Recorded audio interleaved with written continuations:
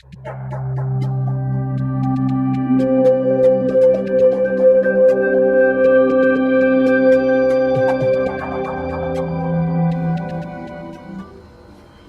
Lord be with you. A reading from the Holy Gospel according to Mark.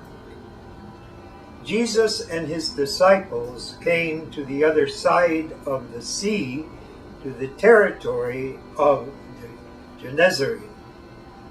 When he got out of the boat, at once a man from the tombs who had an unclean spirit met him. The man had been dwelling among the tombs, and no one could restrain him any longer, even with a chain.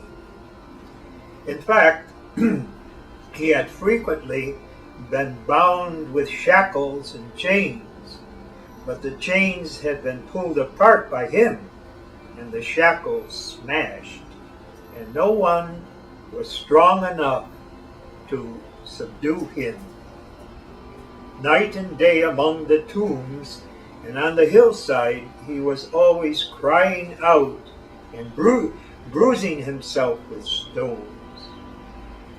Catching sight of Jesus from the distance, he ran up and prostrated himself before him, crying out in a loud voice, "What have you to do with me, Jesus, Son of the Most High God?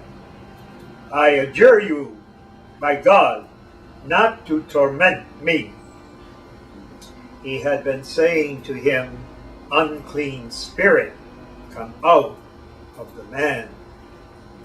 He asked him, "What is your name?" The spirit replied, "Legion is my name. There are many of us."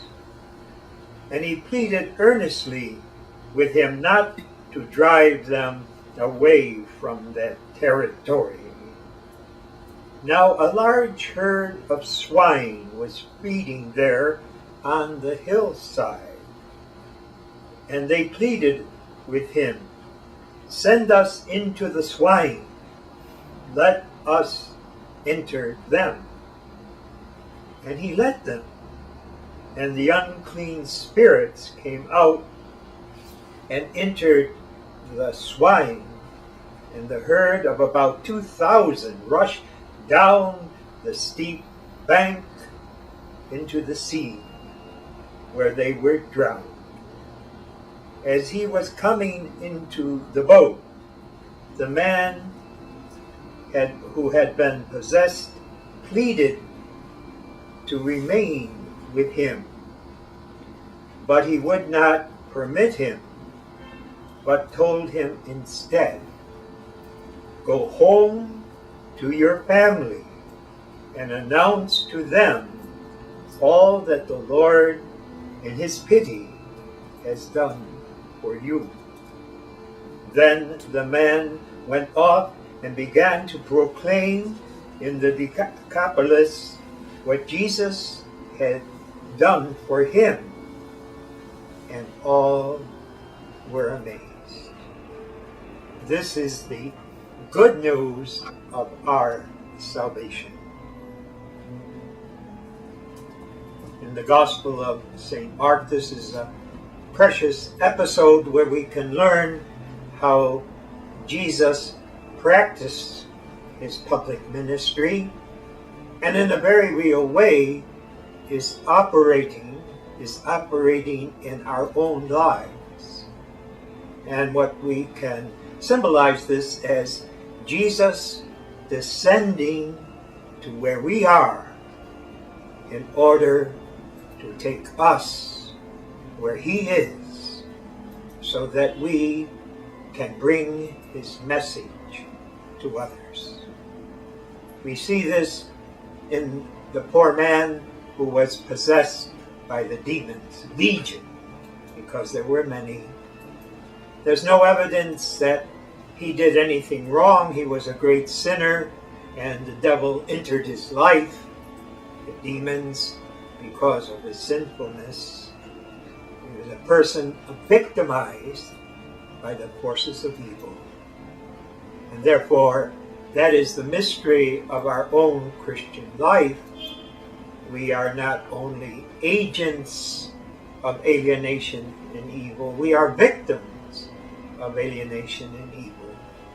And St. Mark wants us to see that we can be saved, redeemed, healed by Jesus. And so Jesus gets out of the boat, and this man runs down to him, and the devils within him, the demons, cry out, "Leave us, Jesus. If you're going to get rid of us, put us in the swine so we don't descend into hell immediately." And then Jesus does exactly that. He liberates that person from this terrible affliction, possessed by the demons. And St. Mark wants us to realize that this poor individual was not able to be cured or healed or controlled by anyone else. They put chains on him and he broke the chains. And no one could control him in any other way. And so he lived among the dead, among the tombs. St. Mark emphasizes that. Day and night he cried out, living among the tombs. Now, when Jesus enters his life, we are presented with someone who is healed. The demons are outside, and he's back to where he was before they entered him. He is at peace. He is calm.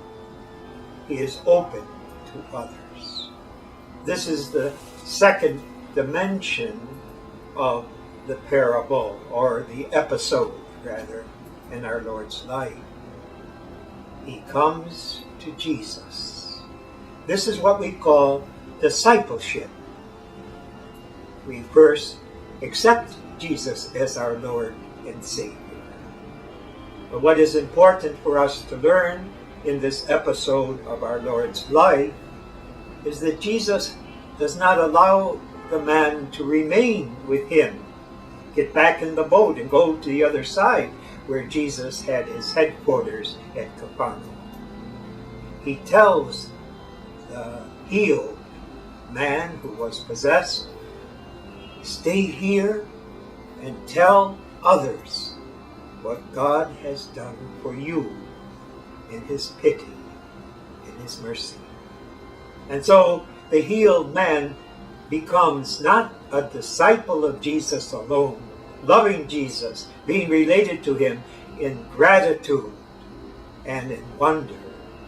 He begins to be an evangelist, an apostle, spreading the good news that the healer, the Messiah, the revealer of God's love, is alive and present in the person of Jesus.